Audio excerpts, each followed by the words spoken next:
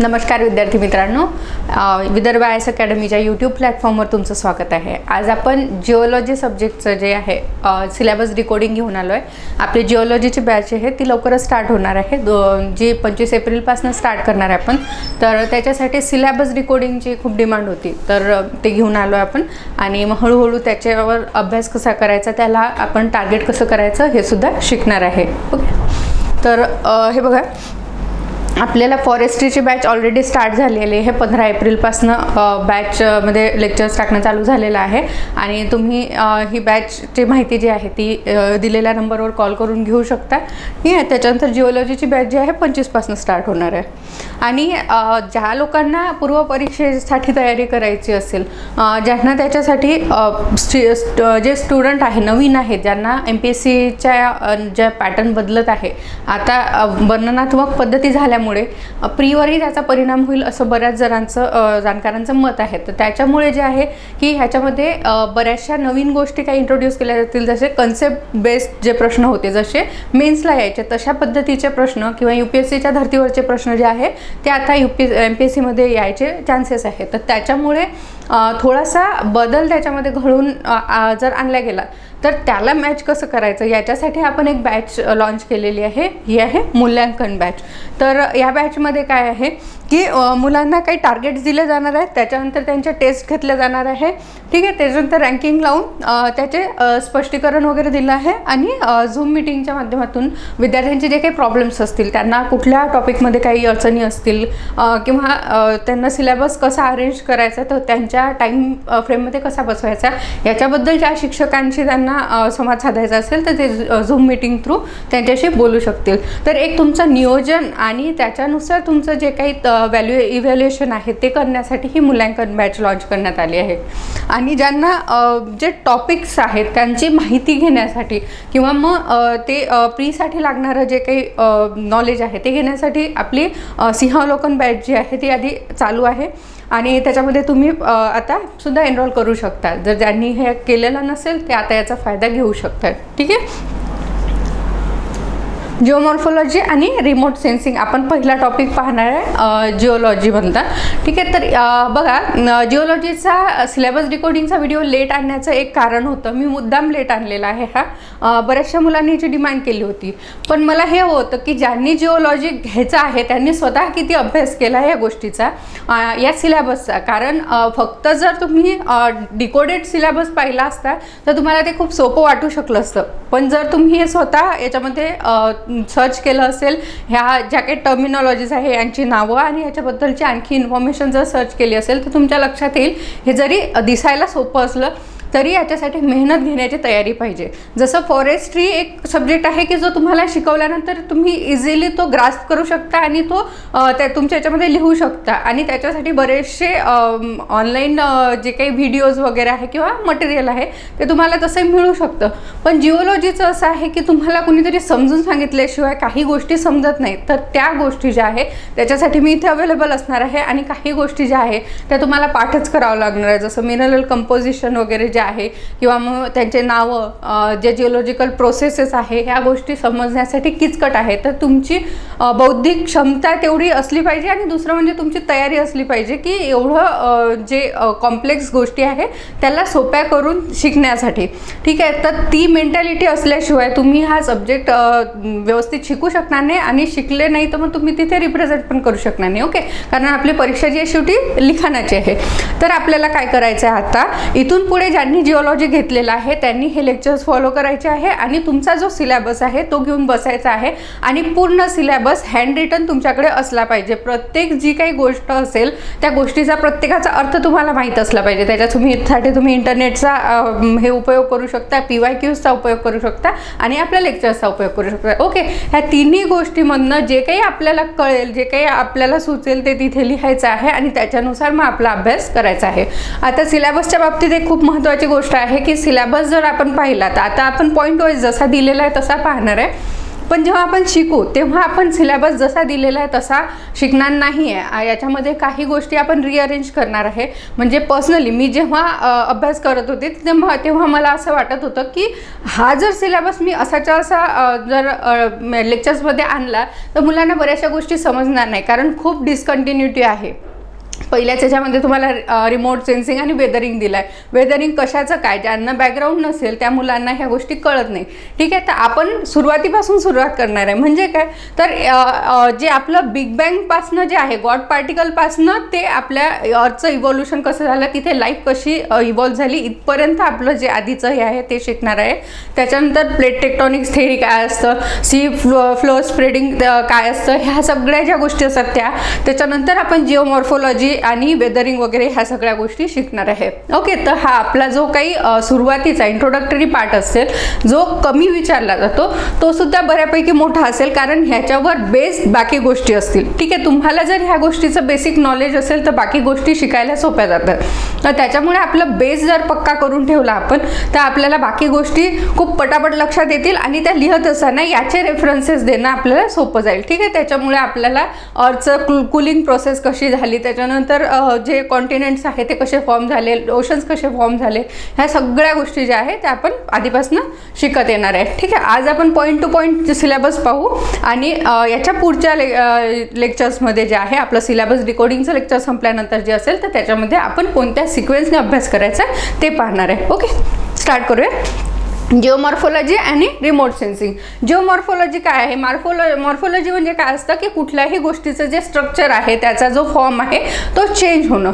आणि जिओमॉर्फोलॉजी काय असेल मग तर एखाद्या गोष्टीचं जे स्ट्रक्चर असेल, जिओलॉजिकल जे काही हे असेल, जो प्रदेश असेल किंवा मग त्याचे जे भूरूप वगैरे असतील त्या सगळ्यांचं जे फॉर्मेशन आहे किंवा डिफॉर्मेशन आहे, ह्या ज्या प्रोसेसेस आहेत त्या सगळ्या याच्यामध्ये येतात. ठीक आहे, जिओमॉर्फोलॉजीमध्ये सुरुवातीला आपण जिओमॉर्फोलॉजी काय असतं हे पूर्ण पाहणार आहे. तर याच्यामध्ये जिओमॉर्फोलॉजीचे बेसिक कन्सेप्ट काय असतात, ठीक आहे, काय असतं जिओमॉर्फोलॉजी याच्याबद्दल आपण माहिती घेणार आहे. त्याच्यामध्ये कुठल्या कुठल्या प्रोसेसेस इन्व्हॉल्व असतात या सगळ्या गोष्टी आपण पाहणार आहे. तिथे कशामुळे होतं वगैरे ह्या सगळ्या गोष्टी. नंतर वेदरिंग, रॉक्स वगैरे असतात किंवा मोठे जे काही ॲग्रिगेट्स असतात तर त्या सगळ्यांना झिजण्याची प्रक्रिया जी होते म्हणजे त्यांचं जे डिसमॅन्टलिंग होतं तर त्याच्यामुळे जे बारीक बारीक कण पार्टिकल्स बनतात तर ह्या सगळ्याला वेदरिंग म्हणतात. ठीक आहे, तर त्याच्यामध्ये वेगवेगळे प्रकार असतात. पाण्यामुळे वेदरिंग होतं, झाडांमुळे होतं, उन्हामुळे होतं, वाऱ्यामुळे होतं. ह्या सगळ्या गोष्टींमुळे जे काही वेदरिंग होत असतं, ज्या प्रोसेसेस होत असतात त्याला वेदरिंग म्हणतात. ती तुटण्याची जी प्रक्रिया असते त्याला. तर ह्याच्यामध्ये काय काय असतं ह्या सगळ्या गोष्टी आपल्याला डिटेलमध्ये ह्याच्यात शिकायच्या आहे. ठीक आहे, आपल्याला वेदरिंग सोपं वाटतं दिसताना, पण जिओलॉजीमध्ये त्याला खूप डीप आपल्याला शिकायचं आहे आणि त्याच्यासाठी असलेले जे काही टर्मिनॉलॉजीज वगैरे आहेत त्यासुद्धा आपण त्याच्यासोबत पाहणार आहे. ओके, आणि मास वेस्टिंग. मास वेस्टिंगमध्ये काय आहे की खूप सारा लोड जेव्हा कॅरी केला जातो किंवा मग तो घसरत असतो एखाद्या स्लोपवरून वगैरे.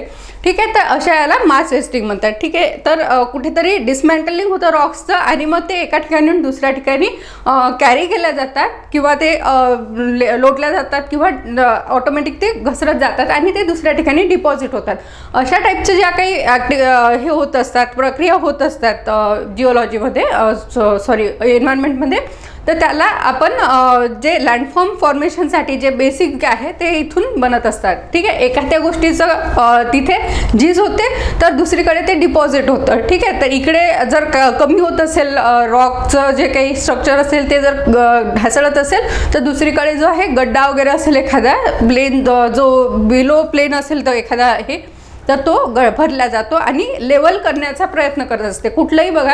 कुठल्याही गोष्टीमध्ये स्टॅबिलिटी आणण्याचा प्रयत्न होत असतो. तर जी आपलं जे जमिनीवरचं जे स्ट्रक्चर आहे किंवा आतलं जे भूगर्भातल्या प्रक्रिया आहे त्या सगळ्या लेवल करण्याचं काम करत असतात. जर कुठे खूप जास्ती उंचवटा असेल तर तो कमी होतो आणि जिथे डीप असेल तिथे ते भरण्याचा प्रयत्न करतो. ठीक आहे, तर ते लेवलिंग करण्यासाठी ज्या ह्या प्रक्रिया आहे ह्या नॅचरली होत असतात आणि त्या इन्फ्लुएन्स कशाने होत असतात, तिथलं जे क्लायमॅटिक फॅक्टर आहे, जसं टेम्परेचर असेल, जे व्हेजिटेशन असेल किंवा मग वॉटर वगैरे असेल, ते वरचे फॅक्टर्स असतात. आणि आतमध्ये काय आहे, तिथलं मिनरल कंपोजिशन कसं आहे, तिथे लावा आहे का, तिथे जे काही ज्या प्लेट्स बनलेल्या आहेत त्या प्लेट्स थिक आहे की थिन आहे, म्हणजे ओशनिक आहे की अर्थ हे क्रस्ट कॉन्टिनेंटल प्लेट्स आहे, या सगळ्या गोष्टी तिथे आपण पाहत असतो. ओके. त्याच्यानंतर लँडफॉर्म्स आणि स्लोप्स. लँडफॉर्म कसे बनतात, तर वेस्टिंग वगैरे ह्या सगळ्या गोष्टी होतात, त्याच्यामुळे बरेचसे लँडफॉर्म्स बनतात. त्याच्यानंतर स्लोप्स बनतात, कुठे रिलीफ्स वगैरे बनतात, त्याच्यामुळे तिथून जे हे असतं ते तिथे स्लोप वगैरे फॉर्मेशन होत असतं. ठीक आहे. हे याचाच पुढचा हे जो टप्पा म्हणता येईल आपल्याला तो लँडफॉर्मचा असतो. ठीक आहे. लँडफॉर्म त्याच्यानंतर आणखी काही गोष्टी असतात त्याच्यामध्ये, जसं ज्या इंटरनल प्रोसेसेस असतात, जे आपलं हे आहे अर्थ क्रस्ट आहे त्याच्या आतमध्ये प्रोसेसेस होतात, जसं मॅग्मा वगैरे बाहेर येणं, वोल्कॅनो किंवा हे जे आपलं फॉल्ट वगैरे असतात, त्याच्यामुळे सुद्धा तिथे लँडफॉर्म बनत असतात किंवा ते डिस्ट्रॉय पण होत असतात. ठीक आहे. या सगळ्या गोष्टी. नंतर जिओमॉर्फिक सायकल्स. जिओमॉर्फिक सायकल्स म्हणजे काय आहे, जे लँडफॉर्म्स असतात किंवा जिओमॉर्फोलॉजिकल फीचर्स जे असतात, तर त्यांची एक सायकल असते. म्हणजे ते इनिशियल स्टेजमध्ये ते फॉर्मेशन होत असतं त्याचं, मग ते यूथमध्ये येतात तेव्हा तिथे ते कम्प्लिशन होतं, त्याचं बनण्याचं प्रोसेस जे आहे ती पूर्ण होते, आणि नंतर ते डिग्रेड हळूहळू ते त्याचं इरोड व्हायला लागतात. ओके. तर हे जे आहे ओल्ड स्टेजकडे जाणं, हे सगळी एक प्रोसेस आहे. तर ती जी सायकल आहे, जे एक काही नसल्यापासून सुरुवात होते, मग त्याच्यानंतर ते एक क्लायमॅक्सला पोहोचते आणि परत मग त्याचं डिग्रेडेशन होऊन ते परत तिथे काही नसल्याचं होतं. जसं अरवलीज आहे, त्याची पूर्ण झीज झाली, बऱ्यापैकी झीज झालेली आहे. तो असं म्हटलं जातं की हिमालयासपेक्षा उंच पर्वत होता आणि झीज होऊन तो आता इतका रिड्यूस झालेला आहे. तसंच काही 100 वर्ष हे होतात, लाखो वर्षानंतर जे आहे हिमालयाचं पण असंच होणार आहे. हळूहळू आता हिमालय जरी वाढत असला, यंग स्टेजमध्ये असला, तरी त्याची मॅच्युरिटी येईल आणि मॅच्युरिटीनंतर मग तो हळूहळू ओल्ड स्टेजला जाऊ त्याचे सुद्धा फीचर्स जे आहेत ते बदलत जातील. त्याचा स्लोप कमी होईल, त्याचं उंची कमी होईल आणि तिथून हळूहळू त्याचं डिग्रेडेशन होणं सुरू होईल. तर ह्या ज्या प्रोसेसेस आहे ह्या होत असताना त्याला म्हणतात जिओमॉर्फोलॉजिकल सायकल्स. ठीक आहे. आणि त्याचे इंटरप्रिटेशन्स कसे असतात, मग ते कुठे कुठे होतात, त्याच्यासाठी काय काय फॅक्टर्स त्याच्यामध्ये असतात, त्या सगळ्या गोष्टींचे जे काही आपल्याला स्टडी करायचं आहे, त्याच्यामध्ये याचे कसे इंटरप्रिटेशन्स केल्या जातात ते सगळं आपण शिकणार आहे. ओके. नंतर morphology and its relation to structures and lithology.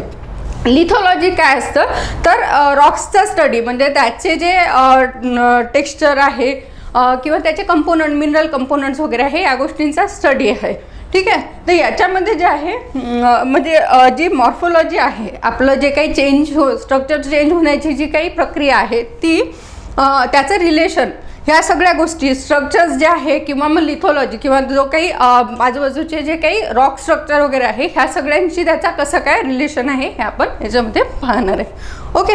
म्हणजे मॉर्फोलॉजीवरती कसे परिणाम करतात, म्हणजे एखाद्या गोष्टीचं स्ट्रक्चर चेंज होताना या सगळ्या गोष्टींचा त्याच्यावर काय परिणाम होतो, आणि त्या गोष्टींमुळे कसं लँडफॉर्म जे आहे ते चेंज होतात. म्हणजे रेझिस्टंट जर एखादा रॉक असेल तर तिथले लँडफॉर्म लवकर तयार होणार नाही, किंवा जे काही त्याचं टेक्स्चर किंवा स्ट्रक्चर असेल ते वेगळं असेल. जेव्हा तिथे एखादं सॉफ्ट रॉक असेल, अलुवेल वगैरे किंवा हे, तर त्याच्यामुळे ते तिथे खूप लवकर ते स्ट्रक्चर जे आहे ते बनेल. तर हे सगळं रिलेशनशिप आहे ते तिथे पाहणार आहे आपण. ओके. त्याच्यानंतर आहे जिओमॉर्फोलॉजी ऑफ इंडियन सबकॉन्टिनेंट. बघा, इंडियन सबकॉन्टिनेंटमध्ये म्हणजे आपल्या हिमालयापासून जर खालचा एरिया पाहिला तर तिथे भरपूर जिओमॉर्फोलॉजिकल फीचर्स आहे. हिमालय ह्याज आहे, अरवलीज आहे, त्याच्यानंतर आपल्या इथे सह्याद्री आहे. ठीक आहे. कोस्टल प्लेन्स आहे आपल्याकडे, गंगॅटिक प्लेन्स आहे, डेक्कन प्लॅटू आहे, जो डेक्कन ट्रॅप आहे. ठीक आहे. त्याच्यानंतर मग इकडे वेस्टला सह्याद्री घाट आहे, ईस्टला ईस्टर्न घाट्स आहे, त्याच्यामध्ये वेगवेगळ्या हिल्स आहे, आणि त्यांचा मग मीटिंग पॉईंट जे खाली ज्या हिल्स आहेत त्या सगळ्या, तर हे खूप डायव्हर्स आहे. तर ह्यांची कशी जे आहे, म्हणजे हे बनले कसे, यांची निर्मिती कशी झाली, ह्या सगळ्या गोष्टी ज्या आहेत त्या आपण याच्यामध्ये शिकणार आहे.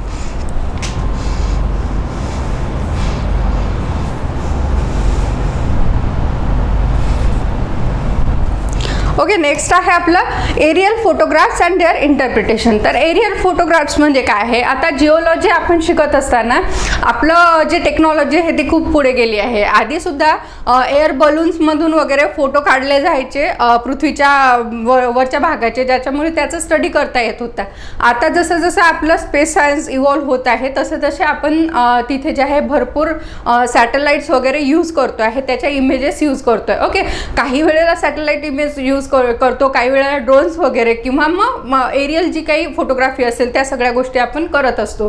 हे कशासाठी करतो? हे जे एरियल फोटोग्राफी असतं हवेतून किंवा त्याला फिजिकली टच न करता जे काही आपण वरून फोटोज वगैरे काढतो लांबून, त्याला रिमोट हे म्हणतात, रिमोट सेन्सिंग म्हणतात. ठीक आहे, तर रिमोट सेन्सिंगमध्ये ज्या काही आपण इमेजेस वगैरे काढलेल्या असतात त्याच्यावरनं बऱ्याचशा गोष्टी आपल्याला समजतात की कुठे कसं स्ट्रक्चर आहे.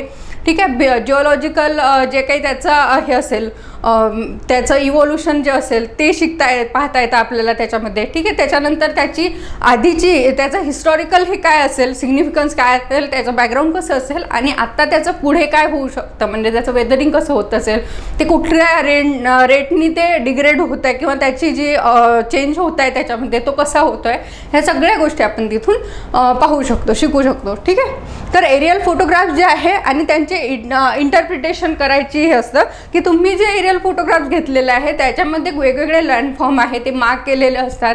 ठीक आहे, तर इथे हाच लँडफॉर्म का बनला किंवा मग इथे याच्यामध्येच का तिथे काही वेळेला वोल्कॅनोज येतात किंवा काही वेळेला जसं पॅसिफिक रिंग ऑफ फायर आहे, वोल्कॅनोजचा खूप जास्ती तिथे त्या याच्यामध्ये ऑकरन्स आहे.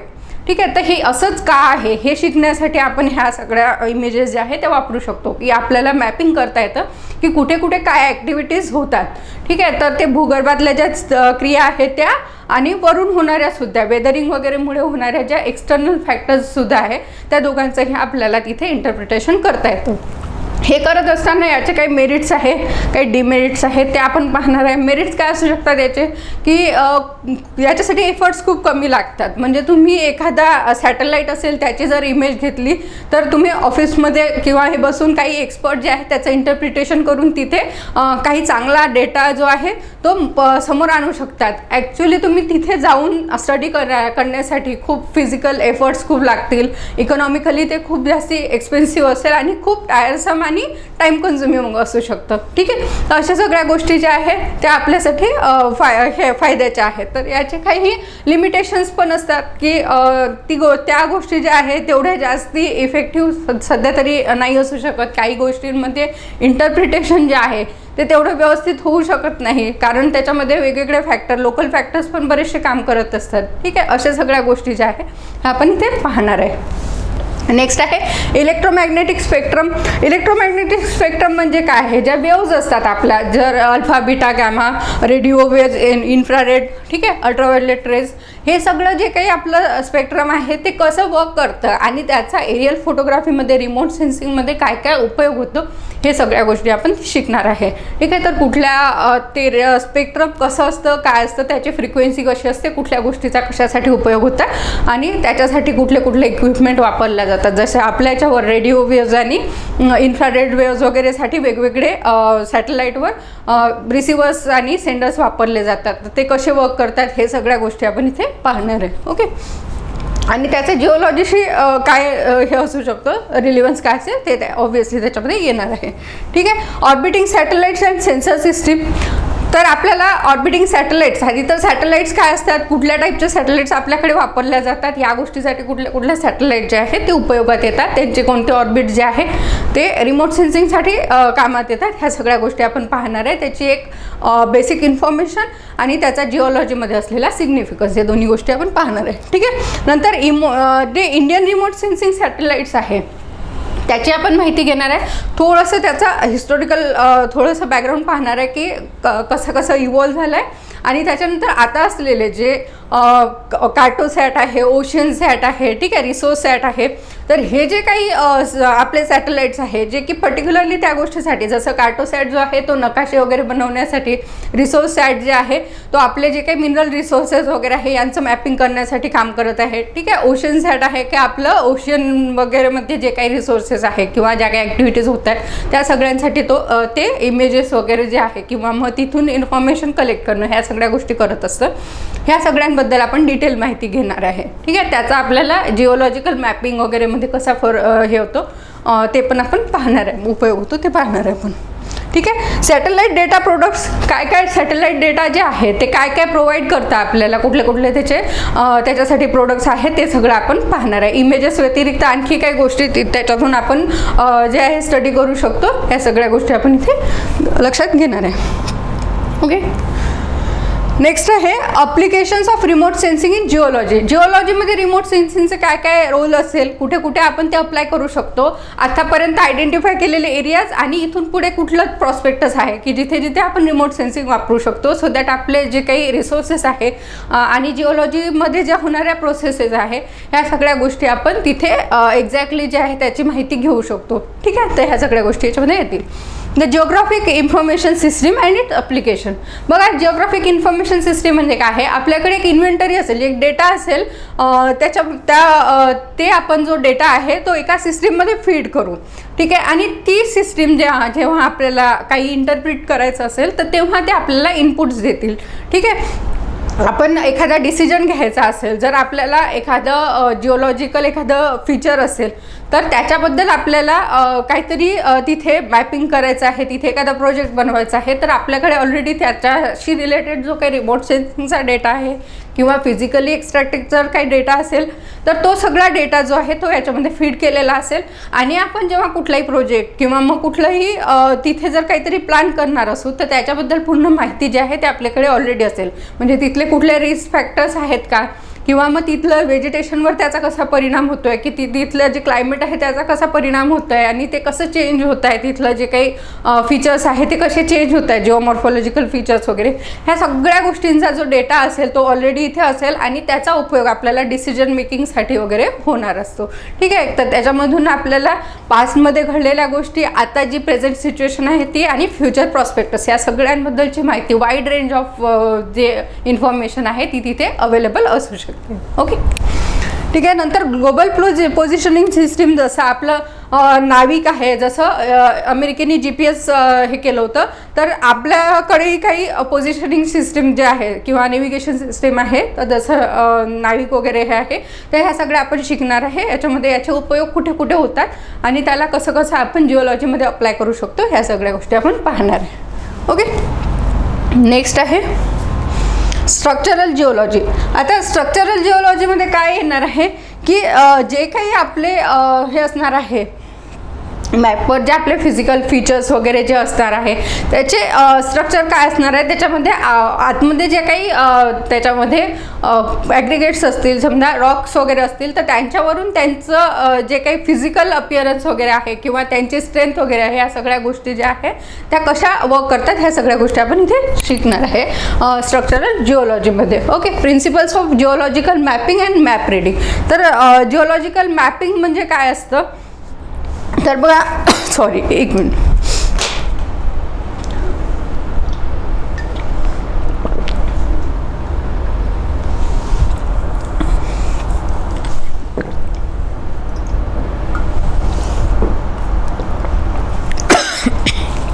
सॉरी.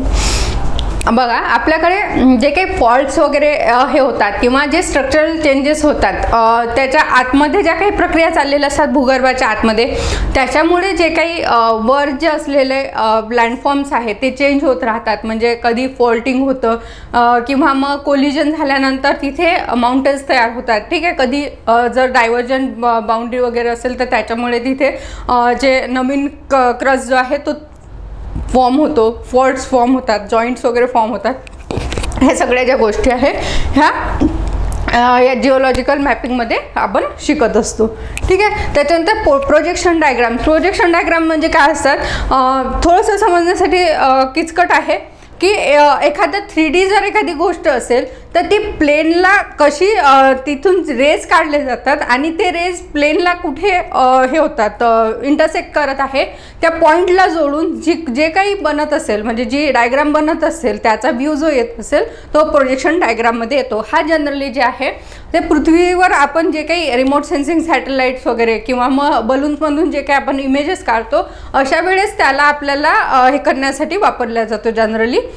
किंवा मग जेव्हा आपण जिओलॉजिकल मोठ्या स्केलवर जेव्हा आपण स्पेसमधून वगैरे याच्याकडे जर बघत असलो पृथ्वीकडे, तर त्याचा मॅपिंग कसं केला जाईल तर याच्यासाठी प्रोजेक्शन डायग्राम जनरली वापरल्या जातात. ओके, ठीक आहे. स्ट्रेस आणि स्ट्रेन इलिप्सॉइड जे आहे तर ते काय असतं की जेव्हा मिनरल्स किंवा रॉक्स जे असतात ते अंडर स्ट्रेस आणि स्ट्रेन असतात. स्ट्रेस आणि स्ट्रेन जे आहे हा वेगवेगळ्या फोर्सेस आहेत ते वेगवेगळ्या वेनी ॲक्ट करतात. तर एखाद्या टाईमला तिथे कोणता हे कसा ॲक्ट करत आहे याचं जे आहे रिप्रेझेंटेशन जे फिजिकली किंवा मग ते आपण जे आहे जिओग्राफिकली जे हे होत असतं ॲक्ट होत असतं तिथे, तर त्याचं आपण रिप्रेझेंट कसं करतो की त्या पॉईंटला तिथे कसा फोर्स ॲक्ट करत आहे, किती ॲक्ट करत आहे, ही गोष्ट जेव्हा आपण पाहायची असते तर त्याला म्हणतो आपण स्ट्रेस आणि स्ट्रेन इलिप्सॉइड. ठीक आहे. तर ते स्ट्रेस आणि स्ट्रेनबद्दल जेव्हा आपण शिकत असतो त्याच्यामधला हा एक महत्त्वाचा पार्ट आहे की त्या पॉईंटला तिथे ते मिनरल वगैरे आहे ते किती फोर्स त्याच्यावर अप्लाय होतो आहे, कसा होतो आहे, त्याच्यामुळे त्याच्या स्ट्रक्चरवर काय परिणाम होत आहे हे आपण सगळं याच्यात पाहत असतो. ओके, स्ट्रेस आणि strain relationship of elastic, plastic and viscous materials. तर बघा, इलास्टिक मटेरियल काय असतं जे लांबतं आणि परत त्या स्टेटमध्ये येतं, हे इलास्टिक असतं. प्लास्टिक म्हणजे काय आहे की थोडंसं त्याच्यामध्ये मोल्ड केल्यानंतर ते त्या जागेवर येतं, पण जास्ती जर त्याला आपण त्याचा शेप जर डिफॉर्म केला तर तो परत त्याचा शेप रिगेन करत नाही, ते असतं प्लास्टिक. आणि विस्कस म्हणजे काय असतं, विस्कस म्हणजे असं थोडंसं स्टिकी आणि थोडं लिक्विड म्हणता येत नाही, ते लिक्विड पण स्टिकी हे असतं थोडं याच्या सॉलिड आणि लिक्विडच्या मध्ये सॉलिडकडे जाणारा जो काही हे असतो पदार्थ असतो त्याला विस्कस म्हणतो आपण. ठीक आहे. तर ह्यांच्या ज्या प्रॉपर्टीज आहेत त्या स्ट्रेस स्ट्रेनमुळे कशा चेंज होतात आणि त्याच्यामुळे जे त्याच्यापासून बनणारे जे काही लँडफॉर्म्स वगैरे असतील किंवा जे ॲग्रिगेट्स असतील किंवा जे रॉक्स असतील ते कसे वर्क करतील ह्या सगळ्या गोष्टी आपण इथे पाहणार आहे. ठीक आहे. Strain markers in deform Roxx. ठीक आहे. तर जेव्हा रॉक्स बनत असतात तर तेव्हा त्याच्यावर खूप जास्ती स्ट्रेन वगैरे येत असतो, तर त्याच्यामध्ये जे आहे लेअरिंग सारख्या गोष्टी किंवा मग तिथे जे आहे थोडंसं त्याच्यामध्ये वेगवेगळे स्ट्रक्चर्स वगैरे बनतात. ठीक आहे. काहीमध्ये बँड्स बनतात, काहीमध्ये लेयर्स बनतात, अशा सगळ्या ज्या गोष्टी असतात ह्या स्ट्रेनमुळे पण बरेचदा बनत असतात. ठीक आहे. तर ज्या डिफॉर्म रॉक असतात त्याच्यामध्ये हे जे काही आपल्याला फीचर्स दिसतात तर हे आपण इथे पाहणार आहे की कसे बनतात आणि कुठल्या जे काही मिनरल कुठले असतील त्याच्यानुसार त्याच्यावर स्ट्रेन किती असेल त्याच्यानुसार त्यांची जी रचना आहे ती बदलत राहील. ओके. नंतर behaviour of minerals and Roxx under deformation condition. Deformation कंडिशनमध्ये कुठले रॉक आणि मिनरल कसं परफॉर्म करतील, म्हणजे त्याच्यामध्ये जर त्याच्यावर स्ट्रेस स्ट्रेन आला त्याच्यानंतर त्याचं जर जी ऑलरेडी असलेला जो काही त्याचा हे असेल शेप असेल तो कसा बदलत जातो आणि त्याच्यामध्ये बिहेवियर कसं असेल, म्हणजे ते म्हणजे प्लास्टिकसारखं काम करेल की इलॅस्टिसिटी त्याच्यामध्ये वाढेल किंवा मग ते डिफॉर्मेशनला रेजिस्ट करेल की लवकर डिफॉर्म होईल, ह्या सगळ्या गोष्टी ज्या आहेत त्या आपण इथे पाहणार आहे. Okay. Folds and faults classification and mechanics. बघा, फोल्ड्स आणि फॉल्ट्स जे आहे तर फोल्ड्स म्हणजे हिमालयन जो माउंटेन बनला आहे की दोन जे हे आहेत कॉन्टिनेंट्स आहेत ते एकत्र त्याचं कोलिजन झालं आणि त्याच्यानंतर ती उठला गेला आणि असा एक जो आहे हिमालयाचा हे बेल्ट फॉर्म झाला. ठीक आहे. तर तिथे माउंटेन्स जे बनले ते फोल्डमुळे बनले, त्याचा जो क्रस्ट आहे तो जो आहे त्यातला असे फोल्ड पडत गेला आणि वर बनला. ठीक आहे. आता इथे फॉल्ट्स म्हणजे काय आहे, जसं सातपुड्याचं हे आहे. ओके. असे एक मोठा कुठला तरी लँडफॉर्म होता तर ते काही ठिकाणी जो आहे तो असा खचला गेला आणि इथे जे आहे माउंटेन्स बनले. ठीक आहे. आणि इथे दऱ्या बनल्या. तर अशा टाईपचे जे काही हे होतात किंवा मग एखाद्या वेळी जे हे असतं कॉन्टिनेंट्स असतात त्याच्यामध्ये सुद्धा काही इंटरनल फोर्सेसमुळे जे आहेत ते एकमेकांपासून थोडंसं लांब जातं, अशा वेळी सुद्धा तिथे खूप खोल दऱ्यांसारखे दरे बनतात, अशा याला फॉल्ट्स म्हणतात. ठीक आहे, तर हे कसे बनतात याचं जे जेनेसिस आहे, त्याचं जे मेकॅनिझम आहे, त्याच्यानंतर त्याचे क्लासिफिकेशन आहेत, ह्या सगळ्या गोष्टी आपण इथे पाहणार आहे. ठीक आहे, नंतर स्ट्रक्चरल ॲनालिसिस करणार आहे आपण कशाचं, फोल्ड्स, फोलिएशन, लिनिएशन आणि जॉईंट्स आणि फॉल्ट्स यांचं आणि अनकन्फॉर्मिटीजचं. बघा फोल्ड्स सांगितलं आहे मी आता, फोल्ड्स कशा आहे, हिमालयाच्या आहेत. ठीक आहे, त्याच्यानंतर फॉलिएशन काय असतं बघा, तर फॉलिएशन म्हणजे काय आहे, अशी जर एखादा रॉक बनलेला असेल तर त्याच्या लेअर बनतात, म्हणजे फॉइल्ससारख्या अशा त्याच्या लेअर असतात, तर याला फॉलिएशन म्हणतात. काही वेळेला मिनरल्समुळे किंवा जे काही त्यावेळेचे तिथल्या ज्या नैसर्गिक परिस्थिती असेल किंवा एखादं जर मिनरल आणि किंवा ते रॉक्स जे असतील जे वेदर होऊन आलेले असतील किंवा मग जे तिथले लोकल रॉक्स असतील, ह्याच्यामध्ये काही अशा गोष्टी असतात की ज्याच्यामुळे तिथे लेअर फॉर्ममध्ये ते जे मेटामॉर्फिक रॉक आहे ते बनत असतात. ठीक आहे, त्याला म्हणतात फॉलिएशन, त्याच्यात लेअर असतात. लिनिएशन म्हणजे काय आहे, इथे जर असे आडव्या लेअर असतील तर इथे असे उभे हे असतात. लिनिएशन म्हणजे सरळ असे उभे जे हे असतील दांडे असतील तर त्याच्यामध्ये काही वेगळ्या मिनरल्सची किंवा मग तिथे इम्प्युरिटीजची वगैरे जी आहे अशा लाईनी बनत असतात. ठीक आहे, तर हे आपण डिटेल पाहणार आहे. तर फक्त एवढं लक्षात घ्या, फॉलिएशनमध्ये जे आहे लेअर म्हणजे जे फॉइलसारखे लेअर्स असतात, एवढं तुम्ही जर लक्षात ठेवलं तर लिनिएशन ऑटोमॅटिक फॉलो होईल. ठीक आहे, त्याच्यानंतर जॉईंट्स आणि फॉल्ट्स. बघा जॉईंट्स आणि फॉल्ट कसं हे करता येईल आपल्याला. फॉल्ट्स म्हणजे काय असतात की मोठ्या याच्यामध्ये खचदऱ्या निर्माण होतात. ठीक आहे, तर काही ठिकाणी भाग खचला जातो, काही ठिकाणी तो वर उचलला जातो, त्याच्यामुळे जे आहे तिथे मोठे हे बनतात, जे माउंटेन्स वगैरे अशा टाईपचं हे बनतात. पण जॉईंट्स आणि फॉल्ट्समध्ये जनरली जे आहे गॅप खूप जास्त असतो, म्हणजे एक ते जे हे असतो ते जो डिफॉर्मिटी जी तयार झालेली असते त्याच्यामध्ये जे आहे लँड जी आहे ते खूप जास्त दूर गेलेली असते. पण जॉईंट्समध्ये काय आहे ते तुटलेलं असतं, ते स्ट्रक्चर जे असते त्याची कंटिन्युटी ब्रेक झालेली असते, पण ते खूप लांब गेलेले नसतात, ते तिथेच ब्रेक होऊन बाजूलाच राहतात. ठीक आहे, तर जे फॉल्ट जे आहे म्हणजे एक हे इथे आणि एक हे इथे असतं, पण तेच जर जॉईंट्स पाहिले तर हे जवळ म्हणजे इतकं जवळ असतं की हे खूप जास्ती इथे नवीन काहीतरी हे बनण्यासाठी किंवा मग तिथे दऱ्या वगैरे करण्यासाठी हे नसतं. ठीक आहे, याला जॉईंट्स म्हणतो आपण. ठीक आहे, नंतर एक महत्त्वाचं आहे अनकन्फर्मिटीज. ठीक आहे, अनकन्फर्मिटीज म्हणजे काय असतं बघा, रॉक्स जे आहे ते एकसाथ बनलेले नाही आहे. म्हणजे आपली जी 4 बिलियन इयर अगो जे आपली ही पृथ्वी जी आहे ती बनणं स्टार्ट झालं, त्याच्यानंतर जसे रॉक फॉर्मेशन झालं, जसे अर्थ कुलिंग होत गेलं, त्याच्यानंतर वेगवेगळ्या एजेसमध्ये वेगवेगळे रॉक जे आहे तिथे बनत गेले. तर यांच्या लेयर्स आहेत. ठीक आहे, खाली जे आहे काही इग्नियस रॉक आहे, त्याच्यानंतर मग त्याच्यावर हळूहळू जे आहे वेगवेगळ्या एरामध्ये वेगवेगळे रॉक त्याचे मिनरल वगैरे जे आहे किंवा तिथल्या प्रोसेस आहे, तर असे रॉकचे जे लेयर्स आहे त्या बनत गेल्या. तर आपण जेव्हा शिकत असतो तेव्हा कुठल्याही याच्यामध्ये सायंटिस्ट काय करतात की तिथे खूप जास्त खोलामध्ये जे आहे ते खोदत जातात आणि हळूहळू इथे ज्या काही हे असतील लेयर्स असतील तर ह्या कुठल्या एरामध्ये बनलेल्या असतील याचं रेडिओ कार्बन डेटिंग किंवा फॉसिलवरून वगैरे त्याचं एज आणि तेव्हाच्या क्लायमॅटिक कंडिशन वगैरे हे जे आहे हे सगळ्या बघत असतात. तर काय होतं समजा आपण असं इमॅजिन करू की हे 100 वर्षात ह्या ज्या आहे लेयर्स बनलेल्या आहे, पहिल्या 10 वर्षात बनलेली असेल 20, 30, 40, 50 असं करून 100 वर्षापर्यंत ह्या बनलेल्या आहे. ओके, 10 वर्षात एक लेअर अशी बनलेली आहे. हे असं नाही आहे पण इमॅजिनेशनसाठी. तर कधी काय होतं बघा, हे ज्या लेयर्स असतात ना याच्यामधला एखादा 30व्या वर्षी जो बनलेला हे असतो जे काही हे बनलेलं असेल रॉक, तो रॉक काही कारणांमुळे तिथून गायब होऊन जातो. ठीक आहे, एक तर तिथे वेदरिंग होतं त्याच्यामुळे तो गायब होतो किंवा तिथे मेटामॉर्फिझम वगैरे होतं, तो तिथून वॉश आउट होतो. ठीक आहे, नवीन रॉक त्याच्यावर जी दुसरी लेअर 10 वर्षानंतर जी बनणार आहे ते बनण्याच्या आधीचा जो मधला काळ आहे तो तिथले काही ट्रेसेस तिथे राहत नाही.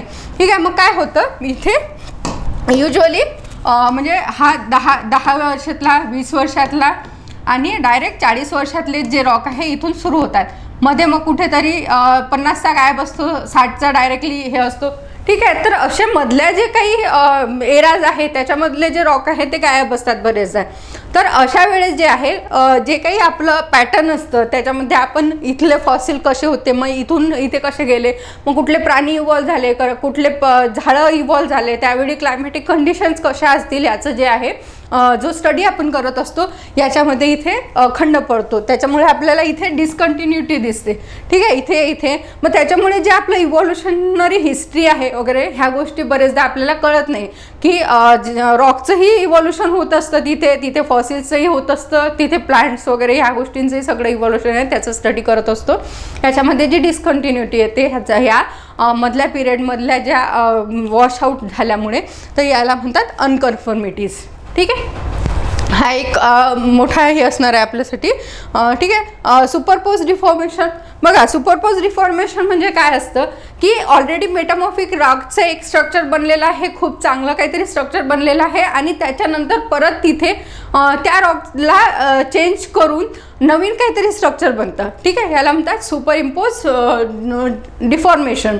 तर हे डिफॉर्मेशन ऑलरेडी बनलेलं एखादं स्ट्रक्चर असेल त्याला हे डिसमॅटल करण्याचा प्रयत्न करतं आणि त्याला तिथे जे आहे नवीन काहीतरी तिथे लँडफॉर्म किंवा मग काहीतरी एखादं हे फिजिकल फीचर जे आहे ते बनण्याचा हे होत असतं, प्रोसेस होत असते.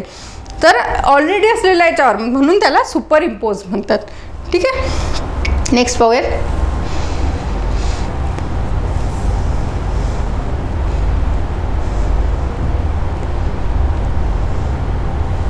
बघा, time relationship between crystallization and deformation.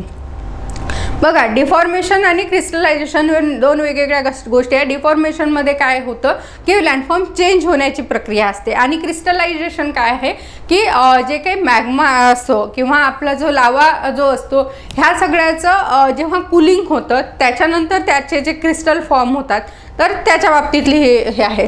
तर याचं टाईम रिलेशन काय असतं की कूलिंग होत असताना किंवा जर ती कूलिंग झाल्यानंतर किंवा इंटरमिडिएट स्टेजमध्ये कुठेतरी जर त्याचं वेदरिंग झालं किंवा ते एक्सपोज झाले तर काय त्याच्यामध्ये चेंजेस असतील, कसे कसे त्याचे ॲग्रिगेट्स किंवा त्याचे जे मिनरल्स वगैरे आहे ते कसे याला रिॲक्ट करतील, आणि त्याच्यामध्ये जे डिफॉर्मेशन जे आहे ते कसं कसं वेगळं असेल. म्हणजे टाईम, प्रेशर आणि तिथले असलेले मिनरल्स आणि बाकी ज्या गोष्टी या सगळ्या घटकांचा एकंदरीत अभ्यास करून जे आहे तिथे काय काय त्याच्यामध्ये कसे कसे स्ट्रक्चर्स वगैरे फॉर्म होतील ह्या सगळ्या गोष्टी आपण इथे पाहणार आहे, त्यांची रिलेशनशिप पाहणार आहे. Introduction to पेट्रोफॅब्रिक्स. पेट्रोफॅब्रिक्स म्हणजे काय असतं की जे आपले रॉक्स असतील तर त्याच्यामध्ये ज्या लेयर्स असतात त्याला आपण पेट्रोफॅब्रिक्स म्हणतो. तर त्याच्यामध्ये असलेले वेगवेगळे घटक जे असतील तर ते त्याच्यामध्ये आपल्याला दिसत असतात की त्याचं जे स्ट्रक्चर जे आहे, टेक्स्चर जे आहे ते कसं बनलेलं आहे ते वगैरे आपल्याला त्या मिनरल्सवरून समजत असतं. तर त्याच्या ज्या लेयर्स आहेत त्याचा स्टडी जे असेल ते पेट्रोफॅब्रिक्स असतं. ओके, नेक्स्ट पाहूयात. Engineering properties of Roxx. तर बघा, इंजिनिअरिंग प्रॉपर्टीज म्हणजे काय असतात की आपण ह्युमन यूजमध्ये जे काही गोष्टी आणत असतो त्याच्यासाठी ज्या लागणाऱ्या रॉक्सच्या प्रॉपर्टीज असतील त्या सगळ्या आपण इथे शिकणार आहे, ठीक आहे. तर त्याच्यामध्ये काय आहे, geological investigation for dams, tunnels and bridges. बघा, आता लक्षात येईल तुम्हाला की डॅम जर बांधायचं असेल तर खूप जास्ती तिथे ह्यूज अमाऊंट ऑफ वॉटर तिथे जमा होणार आहे. त्याच्यामुळे आपल्याला तिथली टोपोग्राफी पाहायची असते, तिथलं जे आतमध्ये जे असेल काय हे आहे सिच्युएशन आहे, म्हणजे तिथली जी जमीन आहे ती रॉकी आहे की नाही, त्याच्यानंतर त्याच्या खाली एखादं ॲक्विफर वगैरे जर मोठं असेल तर होऊ शकतं की ती जमीन आत धसण्याचा, त्या वॉटरच्या वेटने आत धसण्याचा जो आहे धोका असतो, ठीक आहे. अशा वेळी पूर्ण इन्व्हेस्टिगेशन केलं जातं की ह्याच्या आतली जमीन जी आहे तेवढी मजबूत आहे की नाही, वरचं जे स्ट्रक्चर आहे त्याला सपोर्ट करण्यासाठी, ठीक आहे. तर ह्या सगळ्या गोष्टींचं जे हे असतं त्याला म्हणतात जिओलॉजिकल इन्व्हेस्टिगेशन.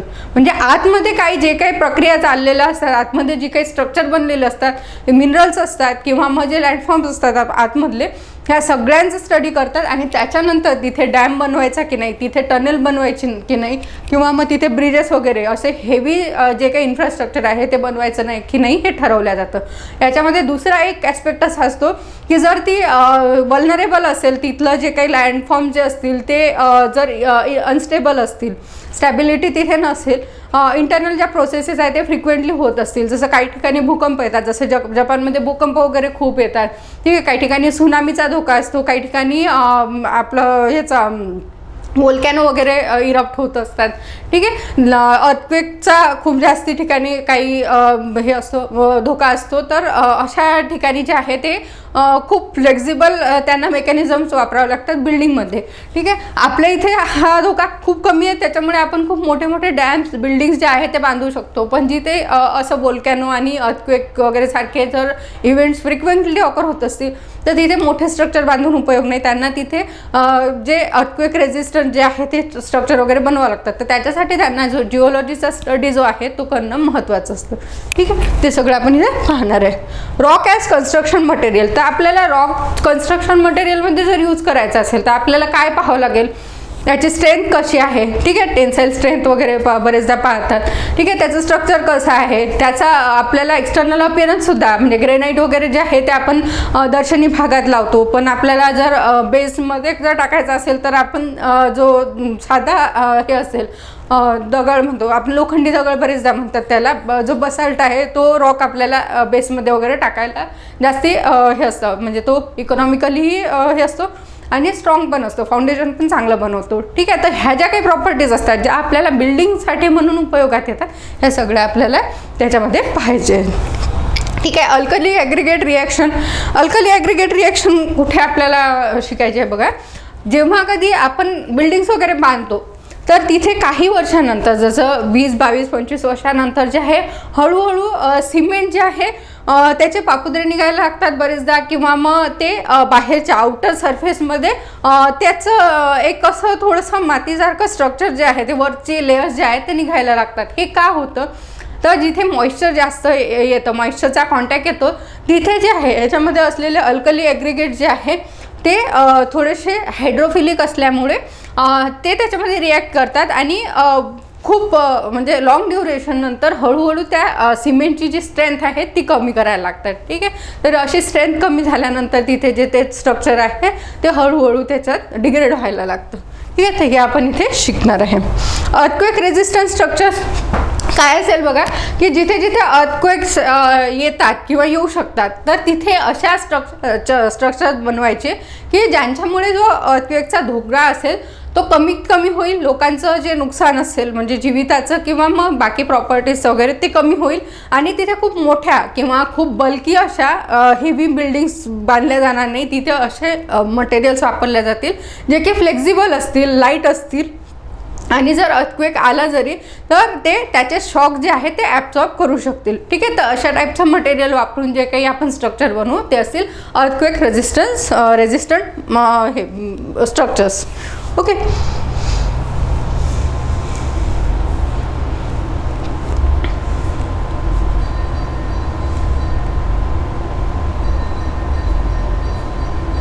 ठीक आहे. इंजिनिअरिंग प्रॉपर्टीज ऑफ रॉक हे झालं आहे आपलं. नेक्स्ट आहे आपला igneous and metamorphic petrology. Petrology म्हणजे काय आहे की रॉकचे जे काही आपल्याला स्टडी करायचा असतो त्याला पेट्रोलॉजी म्हणतात, ठीक आहे. तर generation and crystallization of magma. Magma generate कसा होतो, म्हणजे आतमध्ये अशा काय प्रोसेसेस होतात, कुठून एवढी हीट जनरेट होते की जे तिथले रॉक्स आहे हे मेल्ट होतात आणि ते कसे मेल्ट होऊन वर येतात आणि तिथे ते कूल कसे होतात आणि त्याचे वेगवेगळे लँडफॉर्म कसे बनतात, ठीक आहे. ह्या सगळ्या गोष्टी ज्या आहे आपण ह्याच्यामध्ये शिकणार आहे की क्रिएट कसा होतो आणि त्याचं कूल होण्याच्या प्रोसेसमध्ये त्याचं क्रिस्टलायझेशन कसं होतं. बघा क्रिस्टलायझेशनमध्ये खूप व्हेरायटी फॅक्टर्स जे आहे ते काम करत असतात, जसं की टाईम किती मिळतो आहे त्याला कूलिंगसाठी, ते पृथ्वीच्या म्हणजे सरफेसवर होत आहेत की सरफेसच्या आतमध्ये होत आहे, आतमध्ये मग ते किती खोलात होत आहेत, त्याच्यानंतर तिथे प्रेशर आणि टेम्परेचर कसं काम करत आहे, त्याच्यामध्ये मिनरल्स कोणते आहे, ह्या सगळ्या गोष्टी ज्या आहेत ते तिथे वर्क करत असतात, ठीक आहे. तर त्याच्यामुळे क्रिस्टलायझेशन जे आहे हे वेगवेगळ्या फॅक्टरनी अफेक्ट होत असतं. काही केमिकल्स जे आहे त्याला सेम टेम्परेचर आणि प्रेशरला वेगवेगळे जे आहे मिनरल्स जे फॉर्म करतात, ठीक आहे. तर असं जे काही त्याच्या पेरिफेरीमधल्या ज्या सगळ्या गोष्टी आहेत त्या आपण इथे पाहणार आहे, ठीक आहे. क्रिस्टलायझेशन ऑफ अल्बाईट आणि एनॉर्थाईट. ठीक आहे. तर ह्या सगळ्या ज्या हे आहे आपण यांचं सगळ्यांचं याचे वेगवेगळे केमिकल्स असतात, वेगवेगळे त्यांचे कॅरेक्टरिस्टिक्स असतात, त्याच्यानुसार त्यांचं क्रिस्टलायझेशन कसं होईल हे सगळं आपण इथे पाहणार आहे. Okay. Magmatic differentiation and assimilation. तर याच्यामध्ये काय आहे, डिफरन्शिएशन आणि असिमिलेशन म्हणजे याचं मॅग्माइटचं म्हणजे काय असतं की जेव्हा मॅग्मा वर येत असतो किंवा लावा जो आहे तो वर येत असतो, तर तेव्हा तो लँडफॉर्ममध्ये तिथे जी काही त्यांना जागा मिळेल तो जिथे जिथे तो डिस्पर्स होतो, तर त्याच्यामध्ये तो कसा ॲक्ट करतो आणि त्याच्यामध्ये कसं त्याच्यात व्हेरिएशन येत जातं. म्हणजे तो जिथे जिथे जातो त्याचा जर पाण्याशी कॉन्टॅक्ट येत असेल किंवा त्याच्या वेगळ्या मिनरलशी कॉन्टॅक्ट येत असेल तर त्याचं फॉर्म कसं बदलत जातं हे सगळं आपण याच्यामध्ये शिकणार आहे. Okay. Petrogenetic significance of textures and structures of igneous rock. बघा आपल्या जे काही पेट्रोजेनेटिक हे असेल म्हणजे रॉकच्या जे जेनेसिस असेल त्याच्यामध्ये जे इग्नियस रॉक्स आहे यांचं काय सिग्निफिकन्स असणार आहे, त्याच्या स्ट्रक्चरचं आणि टेक्स्चरचं हे आपण शिकणार आहे. म्हणजे इग्नियस रॉक्स बनत असताना तिथे बऱ्याचशा वेगवेगळ्या गोष्टी त्याच्यावर वर्क करत असतात. ते आतमध्ये बनले तर वेगळे असतात, बाहेर बनले तर त्यांचं नाव वगैरे वेगळं असतं, त्यांचं स्ट्रक्चर वेगळं असतं, त्याचं कंपोजिशन बऱ्यापैकी बदलतं, त्याचे हार्डनेस जे आहे ह्या सगळ्या गोष्टींवर त्याचा इफेक्ट होत असतो. ठीक आहे. आणि त्याच्यामध्ये इम्प्युरिटीज वगैरे कोणत्या येतील ह्या सगळ्या गोष्टीसुद्धा आपण इथे हे शिकत असतो. ठीक आहे. त्याच्यामध्ये आपल्याला पेट्रोजेनेटिक सिग्निफिकन्स त्याचा काय आहे हे आपल्याला पाहायचं आहे. ओके. नंतर आपल्याला काय करायचं आहे, पेट्रोग्राफी अँड पेट्रोजेनेसिस म्हणजे काय आहे की यांचं फॉर्म होण्याची जी काही प्रक्रिया असेल, पेट्रोजेनेसिस आणि पेट्रोग्राफी म्हणजे त्याचे काही काय फीचर्स असतील, ह्या सगळ्या कॅरेक्टर्स फीचर्स वगैरे काय असतील ह्या सगळ्या गोष्टी शिकायचं आपल्याला कशाच्या बाबतीत, ग्रेनाइट. ठीक आहे. Granite, syenite, diorite, basic and ultra basic groups जे काही असतील आपले, जे काही ॲग्रिगेट्स असतील किंवा जे छोटे मोठे मिनरल्स असतील त्यांच्या बाबतीत. ठीक आहे. चार्नोकाइट जे आहे त्याचं हे शिकणार आपण. अँथ्रोसाइट आणि अल्कलाइन रॉक्स जे आहे या सगळ्यांच्या बाबतीत आपण ते माहिती ती घेणार आहे. ठीक आहे.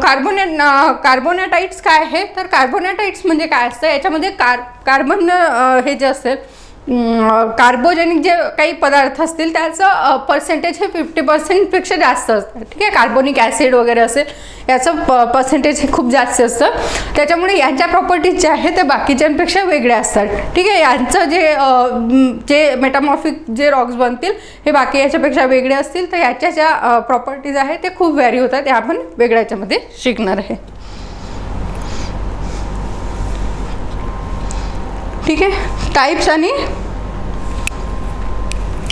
And agents of मेटामॉर्फिझम.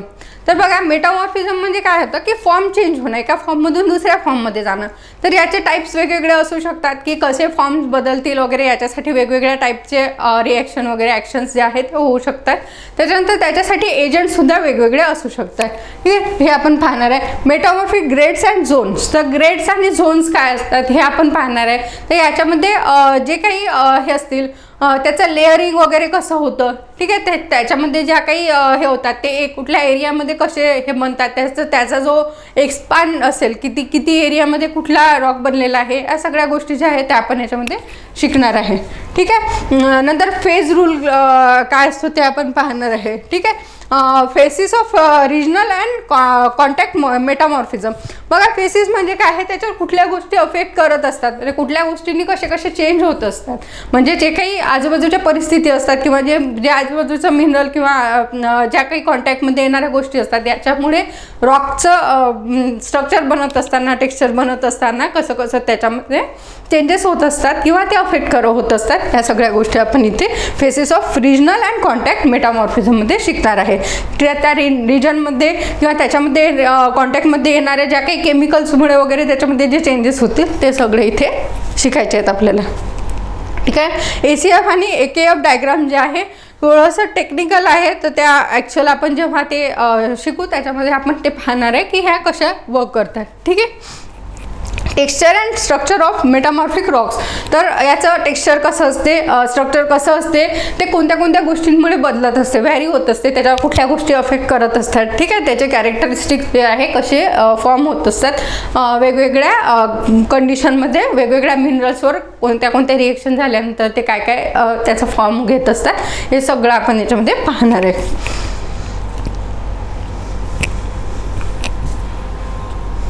Okay, मेटामॉर्फिझम of अर्नेशियस, आर्जिलेशियस आणि बेसिक रॉक. तर अर्नेशियस म्हणजे काय असतं की जिथे सँडी सॉईल वगैरे असेल तिथे कसं मेटामॉर्फिझम होईल. ठीक आहे, आर्जिलेशियस म्हणजे काय आहे की जिथे ग्रेनी थोडंसं हे असेल, थोडंसं क्ले ग्रेनी वगैरे पार्ट असेल अशा याच्यामध्ये. आणि बेसिक रॉकमध्ये तर यांचं मेटामॉर्फिझम होत असताना ते त्याला कसे रिॲक्ट करतील, म्हणजे कशाचं वेदरिंग वगैरे लवकर होईल आणि कशाचं जे डिफॉर्मेशन आहे ते लवकर होऊ शकतं, ह्या सगळ्या गोष्टी ज्या आहेत ते त्याच्यावर कशा वर्क करतील हे सगळं आपण इथे पाहणार आहे. ठीक आहे, मिनरल्स असेंबलेज, रिट्रोग्रेड मेटामॉर्फिझम. बघा, मिनरल असेंबलेज म्हणजे काय आहे की कुठल्या याच्यामध्ये कोणकोणते मिनरल्स जे आहे ते फॉर्म होतील, प्रेशर आणि टेम्परेचरनुसार कोणते मिनरल कंपोजिशन तिथे फॉर्म होतील, तिथे असलेलं जे काही स्ट्रक्चर आहे हे कुठले काही हेवी जे मिनरल्स असतात ते जे आहे ते खाली राहतात आणि लाईट जे मटेरियल असतं ते वर राहतं, तर त्याच्यामुळे काय काय तिथे कशा कसे त्याचे इम्पॅक्ट होतील. ओके, ह्या सगळ्या गोष्टी आपण इथे पाहणार आहे. जेव्हा असे काही मिनरल्स जे आहे ते पृथ्वी म्हणजे त्या भूपृष्ठाच्या वर आल्यानंतर ते कसे रिॲक्ट होतील, त्यांचं मेटामॉर्फिझम वगैरे कसं होईल, या सगळ्या गोष्टींचा सुद्धा अभ्यास याच्यामध्ये येणार आहे. ठीक आहे, आणि रेट्रोग्रेड मेटामॉर्फिझम बघा काय आहे. रेट्रोग्रेड मेटामॉर्फिझममध्ये रेट्रोग्रेड तुम्हाला शब्द लक्षात आला असेल की बॅकवर्ड काहीतरी जाणं. ठीक आहे, तर मेटामॉर्फिझम होत असताना काही वेळेला अशा कंडिशन्स येतात की फॉरवर्ड न जाता ती जी प्रोसेस आहे ती थोडीशी मागे येते, म्हणजे त्याच्यामध्ये काही चेंजेस झालेले असतात पण ते चेंजेस पूर्ण व्हायच्या आधीच तिथे अशा काही प्रोसेस येतात की जी ती म्हणजे मेटामॉर्फिझमची जी प्रक्रिया आहे ती रिव्हर्स होते आणि ते आधीचा जो रॉक होता त्या रॉकच्या दिशेने त्याचं जे कंपोजिशन वगैरे जे आहे किंवा त्याचे जे टेक्स्चर वगैरे आहे ते जायला लागतं. ठीक आहे, याला म्हणतात रिट्रोग्रेड मेटामॉर्फिझम. म्हणजे मेटामॉर्फिझम जे आहे त्याचा जो क्लायमॅक्स यायच्या आधीच तिथे रिव्हर्सल प्रोसेस सुरू होऊन जाते. मेटासोमॅटिझम आहे, ग्रेनाटायझेशन आणि मॅग्मॅटाइट्स जे आहे ते आपण पाहणार आहे. तर मेटास्टोमॅटिझम म्हणजे काय आहे असं की याच्यामध्ये जेव्हा मॅग्मा जो आहे तो कूल डाऊन होत असतं तर तेव्हा तिथे कुठल्या गोष्टी त्याच्यावर अफेक्ट करत असतात, ह्या सगळ्या याच्यामुळे जे हे आहे त्याचं जे स्ट्रक्चर जे आहे ते कसं वेगळं बनत असतं हे आपण पाहणार आहे. त्याच्यानंतर ग्रेनाटायझेशन म्हणजे ग्रेनाइट किंवा ग्रेनाइट लाईक स्ट्रक्चर जे आहे ते कसे बनतात हे आपण इथे पाहणार आहे. एक मिनिट, मला पाणी प्यायचं आहे.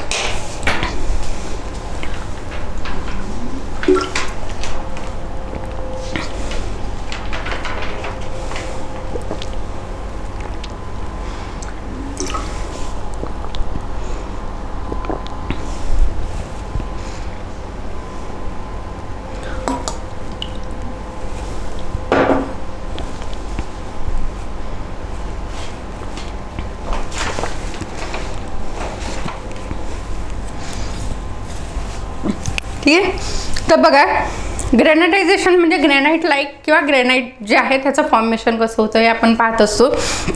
मॅग्मॅटाइट्स काय असतात की याच्यामध्ये जे काही स्ट्रक्चर्स आहेत त्याच्यामध्ये वॉटर वगैरेचा कॉन्टॅक्ट जर याला आला तर ह्याच्यानंतर कसं त्याचं स्ट्रक्चर जे आहे ते कसं बदलेन किंवा कसं त्याच्यामध्ये फॉर्मेशनमध्ये जे काही इंटरप्शन्स वगैरे येतील, अफेक्ट होईल, हे सगळं इथे आपण पाहणार आहे. आणि ह्याच्यामध्ये जे आहे की ते होत असताना जे काही केमिकल्स त्याच्यामध्ये असतील त्याचा कसा कसा इफेक्ट होणार आहे हे आपण तिथे पाहणार आहे. ओके, नंतर पॅलेंटॉलॉजी. तर पॅलेंटॉलॉजी आणि स्ट्रॅटिग्राफी. तर ह्या दोन गोष्टी आपण डिटेल हे पाहणार आहे. तर याच्यामध्ये पॅलेंटोलॉजी म्हणजे काय आहे की जो काही फॉसिल्स असतात रॉकमध्ये जे फॉसिल जमा झालेले असतात किंवा वर्षानुवर्ष त्यांचं तिथे डिपॉझिशन जे झालेलं असतं याचा स्टडी जो आहे हा पॅलेंटोलॉजीमध्ये येतो. ठीक आहे. तर इथे काय आहे स्पेसिस जे असतात त्याच्यानंतर तिथे याचे डेफिनेशन आणि नॉमेनक्लेचर कसं हे केलं जातं, त्या स्पेसिस आयडेंटिफाय कशा केल्या जातात, त्याचं डेफिनेशन कसे केले जाते आणि त्याचं नॉमेनक्लेचर वगैरे कसं केलं जातं ह्या सगळ्या गोष्टी आपण इथे शिकणार आहे. मेगा फॉसिल आणि मायक्रो फॉसिल. बघा याच्या नावातूनच लक्षात येतं मेगा फॉसिल म्हणजे काय आहे, हे ह्यूज हे असतात ॲनिमल्स वगैरे किंवा प्लांट्स असतात, हे मोठे असतात, आपण इझिली त्याचा स्टडी करू शकतो. मायक्रोफॉसिल म्हणजे काय आहे की मायक्रो ऑर्गॅनिझम किंवा असे फ्रॅगमेंट्स असतात मोठ्या ऑर्गॅनिझमचे सुद्धा काही ट्रेसेस जर राहिलेले असतील जे मायक्रोस्कोपिक फॉर्ममध्ये तिथे आहे त्यांना म्हणतात मायक्रोफॉसिल्स. तर बघा आपण जसं इव्हॉल्युशन चा जो स्टडी केला आहे त्याच्यामध्ये फॉसिल्स खूप महत्त्वाची भूमिका पार पाडत असतात. तर असं गरजेचं नाही की प्रत्येक वेळी आपल्याला जे आहे मागची माहिती ही मोठ्या फॉसिल्सपासूनच मिळेल.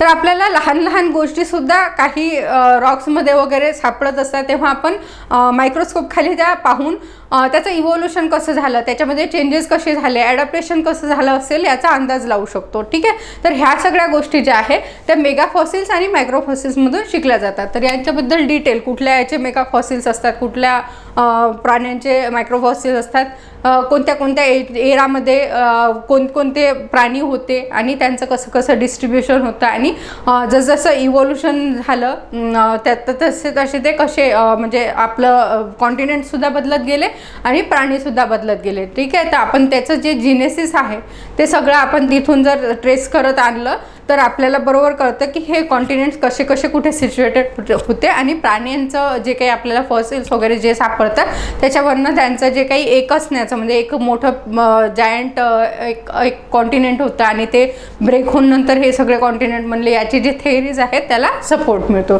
ठीक आहे. ते सगळं आपण इथे पाहणार आहे. Modes of preservation of fossils. बघा जे फॉसिल्स आहेत ते सगळे एकसारखे प्रिझर्व नाही झाले, वेगळ्या प्रकारचे रॉक्स असतील किंवा मग क्लायमॅटिक कंडिशन जशा असतील किंवा फिजिकल फॅक्टर्स जे आहेत ते वेगवेगळे असतील तर त्याच्यानुसार ते फॉसिल जे आहे ते प्रिझर्व झालेले आहे. ठीक आहे. तर त्याच्यामुळे तिथे ज्या काही कंडिशन असतील त्याच्यामुळे जे काही प्रिझर्वेशन झालेलं आहे हा आपण या मोड्स ऑफ प्रिझर्वेशन ऑफ फॉसिल्सच्या अंदर पाहणार आहे. ठीक आहे. तर खूप प्रकार आहेत त्याच्यामध्ये, तर ते सगळे प्रकार आपण डिटेलमध्ये पाहणार आहे की कुठलं फॉसिल कसं कसं प्रिझर्व झालं असेल. Morphology, geological history and evolutionary trend in cephalopoda, trilobita, brachiopoda आणि इकिनॉइडिया. ठीक आहे. तर थोडंसं बायोलॉजीचा पार्ट आहे हा. तर याच्यामध्ये काय आहे की हे सगळे जे ॲनिमल्स होते तर यांच्यामध्ये काय काय हे होत गेले. बघा मॉर्फोलॉजीमध्ये आणि जिओलॉजिकल हिस्ट्रीमध्ये यांचे जे ट्रेसेस सापडतात ह्या ट्रेसेसबद्दल त्यांच्या फॉसिल्सबद्दल वगैरे जे आहे त्याचं जे इव्होल्युशनरी ट्रेंड्स आहे त्याच्याबद्दल आपण सगळी माहिती घेणार आहे की हे कसे कसे इव्हॉल्व होत गेले आणि त्याच्यानुसार आपल्याला कुठल्या रॉकमध्ये कोणते फॉसिल्स सापडतात आणि त्याचा कसा कसा लिंक लागते की म्हणजे ह्या रॉकमध्ये जर हा फॉसिल भेटत असेल तर त्यावेळी तो प्राणी तिथे असेल आणि नेक्स्ट याच्यामध्ये तो जर सापडत असेल तर तो कसा इव्हॉल्व झाला असेल, ही सगळी जी लिंक लागते ही सगळी आपण इथे पाहणार आहे की यांचं इव्होल्युशन कसं होत गेलं आणि ते त्या रॉक सिस्टीममध्ये कसे इनकॉर्पोरेट होत गेले. ओके. नेक्स्ट बघा इव्होल्युशनरी ट्रेंड्स इन होमिनाइड आणि इक्विडे आणि प्रोबोसाइडे. तर ह्याच्यामध्ये काय आहे इव्होल्युशनरी ट्रेंड म्हणजे जे काही मोठे ॲनिमल्स जे असतील तर त्यांच्यामध्ये कसे कसे जे ट्रेंड जे आहे ते बदलत गेले हे सगळं आपण इथे शिकणार आहे. तर हे जे काही आपलं फॉसिल्स किंवा मग जे काही आपले जे एव्हिडन्सेस असतील मॉर्फोलॉजिकल याच्यामधले त्या एव्हिडन्सवरून आपण पाहणार आहे. होमिनाइड म्हणजे काय आहे, आपण होमोसेपियन्स आहे आपल्यासोबतच्या जे काही आपल्या म्हणजे हे असतील जे म्हणजे मंकी याच्यामधले जे काही हे असतील स्पेसीज असतील त्या सगळ्यांचं इव्हॉल्युशन कसं होत गेलं, त्यांचे जे बॅकवर्ड जे काही हे असतील त्याचे ट्रेसेस असतील ते सगळे इथे पाहिले जातात. यांच्या फॉसिल्सवरून त्यांचा स्टडी केला जातो. ठीक आहे. जिथे DAE शब्द लागतो ना हे जनरली फॅमिलीसाठी वापरले जाणारा हा शब्द आहे. म्हणजे बायोलॉजीमध्ये जे फॅमिली असते एखाद्या याचं क्लासिफिकेशन करताना तर ही जी आहे होमोसेपियन्स किंवा जे काही मंकी टाईप जे काही हे असतील ॲनिमल्स असतील हे याच्यामध्ये क्लास हे केल्या जातात. ठीक आहे. त्याच्यानंतर एक प्रोबोसाइडे जे आहे तर ह्या एक मोठ्याचा क्लास आहे आणि इक्विडे जे आहे ते असतात.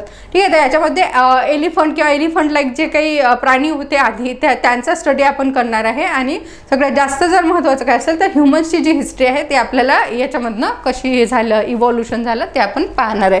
ठीक आहे. त्याच्यानंतर याच्यासोबतच काय आहे आपल्याला शिवालिक फॉना. बघा फॉना म्हणजे काय होतं animals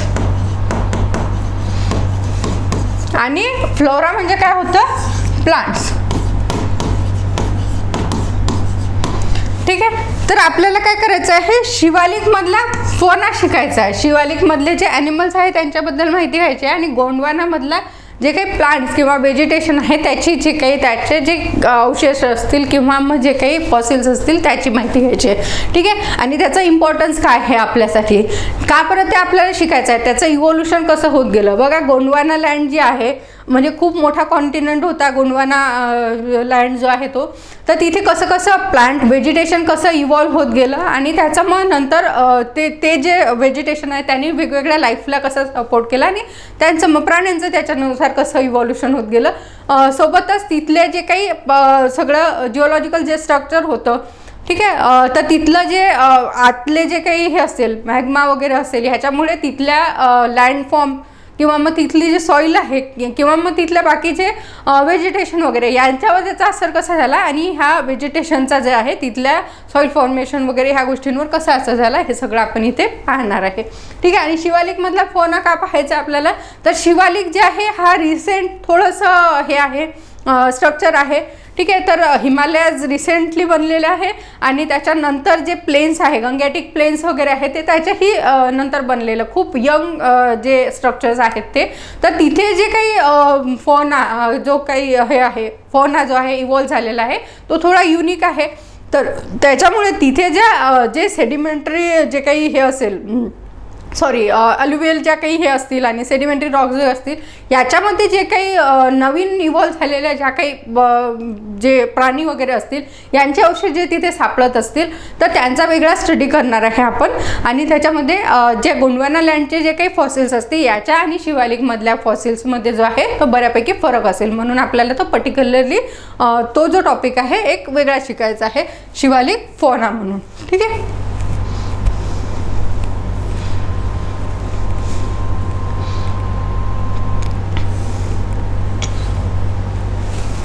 classification of stratigraphic sequence. म्हणजे स्ट्रॅटिग्राफिक सिक्वेन्समध्ये काय येतं की जे हे आहे आपलं जे लँडफॉर्म जे आहे किंवा जे आपलं जिओलॉजिकल हे असेल काय म्हणता येईल त्याला जे स्ट्रक्चर्स जे असतील तर ह्या सगळ्यामध्ये जे हे होतं सिक्वेन्स बनत जातो त्याला वेगवेगळे फॅक्टर्स जे आहेत ते अफेक्ट करत जातात. जसं तिथलं लिथोग्राफिक म्हणजे तिथले जे रॉक्स वगैरे असतील ह्या सिस्टीम त्याच्यावर कसे अफेक्ट करत जातात.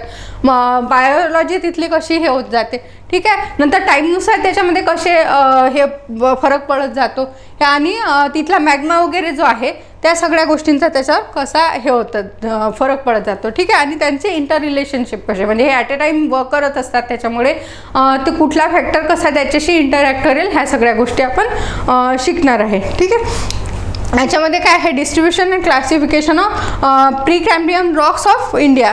तर ह्याचं जे आपलं कॅम्ब्रियन एराच्या आधीच्या ज्या काही प्री कॅम्ब्रियन जे काही हे आहे कॅम्ब्रियन ज्या रॉक सिस्टीम आहे त्या आपण त्याचं डिस्ट्रीब्युशन कुठे कुठे झालेलं आहे कसं कसं तिथे लँडफॉर्म्स वगैरे बनलेलं आहे. त्याच्यानंतर त्याचे जे रिझल्टिंग जे काही सॉइल्स आहे व्हेजिटेशन आहे किंवा मग तिथले न्यू लँडफॉर्म जे आहे या सगळ्या गोष्टींचा आपण तिथे स्टडी करणार आहे. त्याच्यामध्ये मिनरल डिस्ट्रीब्युशन वगैरे कसं आहे याही गोष्टी आपण तिथे पाहणार आहे. ठीक आहे. नंतर आहे study of stratigraphic distribution and lithology and phanerozoic rocks of India with reference to fauna and flora. तर आपल्याला इंडियामध्ये जे कुठे कुठे त्याचं कसं हे होणार आहे, डिस्ट्रीब्युशन असणार आहे, त्याच्या फ्लोरा फोनावर कसं हे होणार आहे, परिणाम होणार आहे, ह्या सगळ्या गोष्टी आपल्याला इथे पाहायचं आहे की जे फिनोरोझोइक एरामध्ये ज्या काही ॲक्टिव्हिटीज झाल्या आणि त्याच्यानुसार त्याचे जसे फॉसिल बनले त्या सगळ्या फॉसिलच्या याच्यावरून त्याची आपण माहिती घेणार आहे. ठीक आहे. आणि त्याचे इकॉनॉमिक इम्पॉर्टन्स काय आहे बघा. काही ठिकाणी जे खूप सारे जंगलं वगैरे जे पुरल्या गेले त्याच्यानंतर तिथे कोल किंवा मग त्याच्यानंतर पेट्रोलियम किंवा मग डायमंड्स वगैरे सारखे जे हे आहेत रिसोर्सेस आहेत ते तिथे जनरेट झाले. तर अशा प्रकारचं कुठल्या रॉक सिस्टीममध्ये कुठल्या एरामध्ये कुठलं काय काय जनरेट झालं आणि ते आपल्याला आज कसं इम्पॉर्टंट आहे, कुठले मिनरल्स, रेअर अर्थ मटेरियल्स कुठे सापडतात, मिनरल्स कुठे सापडतात वगैरे अशा सगळ्या गोष्टी ज्या आहेत त्या आपण याच्यामध्ये पाहणार आहे. ओके.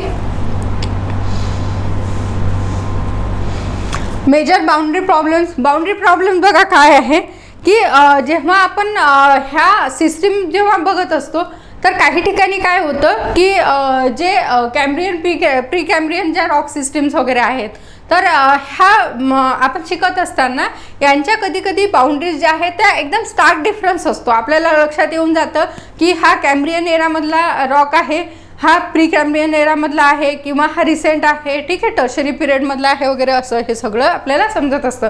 पण काही वेळेला जे आहे त्यांच्या बाउंड्रीज ज्या आहे ह्या डिफ्यूज असतात. ह्या तितक्या जास्ती स्टार्क डिफरन्स त्याच्यामध्ये नसतो, ते ग्रॅज्युअल चेंज झालेला असतो.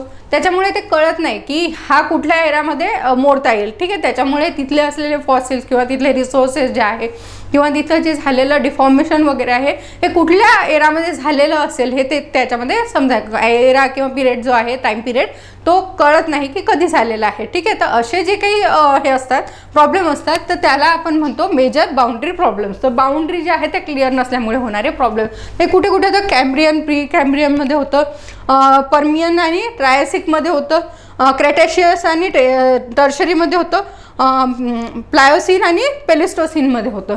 ठीक आहे. तर हे काय आहे पेलिस्टोसिन आणि टर्शरी वगैरे हे काय आहे हे आपण शिकणार आहे.